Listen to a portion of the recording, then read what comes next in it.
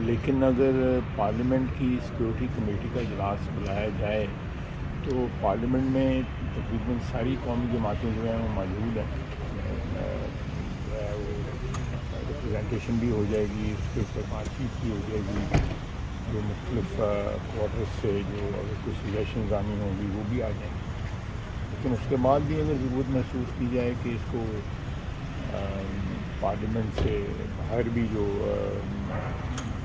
Parties بیٹھی ہوئی ہیں یا لوگ بیٹھے ہوئے ہیں یا مختلف مکتبہ فکر کے جو لوگ ہیں ان کو بھی بلایا جائے تو اس میں کوئی مذاکرہ نہیں. عمران خان کو بلانے کے حوالے سے جو کافی باتیں کی جا رہی ہیں، نہیں، میں کوئی ایسی کوئی موو نہیں. عمران خان کو نہیں بلایا جاتا؟ مجھے نہیں پتہ، لیکن اس قسم کی کوئی موو نہیں، اس قسم کی کوئی انیشیٹو نہیں ہے میری جو دانش ہے.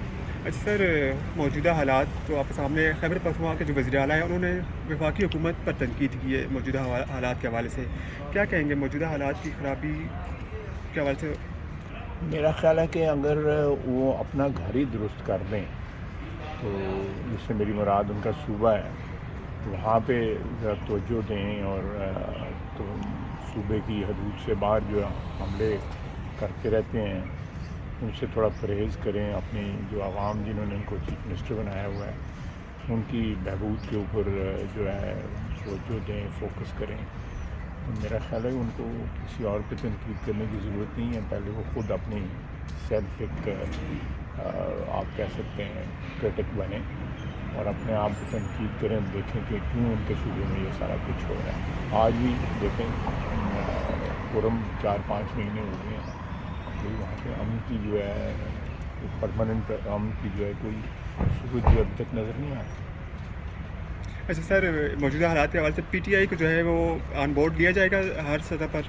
اس طرح قومی لیکن جو بھی ریپرزینٹیو پارٹی ہیں پی ٹی آئی کی ایک صوبے میں حکومت ہے، اسمبلی میں ان کی پریزنس ہے، بالکل ان کو لیا جائے گا. تو سر اسمبلی میں جو وہ احتجاج کر رہے ہیں تو احتجاج کے حوالے سے ان کو کیا کہیں گے آپ؟ اسمبلی میں بھی وہ عید کے بعد جو احتجاج کی ابھی تک واضح اعلان نہیں کیا انہوں نے، لیکن خبریں آ رہی کہ عید کے بعد وہ احتجاج کریں گے. ٹھیک ہے، یہ احتجاج کریں. احتجاج کے بھی کوئی حدود ہوتے ہیں، ان کے اندر رہ کے اگر احتجاج کیا جائے، حملہ آور نہ ہوا جائے جس طرح دشمن حملہ آور ہوتا ہے پاکستان کی سرزمین کے اوپر، اس طرح کا بیہیویئر نہ کریں، اس قسم کے رویے ترک کریں. باقی جو جمہوری نارمز میں یا حدود میں رہ کے جو بھی احتجاج ہوتے ہیں وہ ان کا حق ہے. اچھا آخری سوال سر، سوشل میڈیا کے حوالے سے کافی جو ہے وہ خبریں سامنے آ رہی ہیں کہ کوئی ٹیک ڈاؤن کیا جا رہا ہے جو ایکٹیوسٹ ہیں، سوشل میڈیا ایکٹیوسٹ.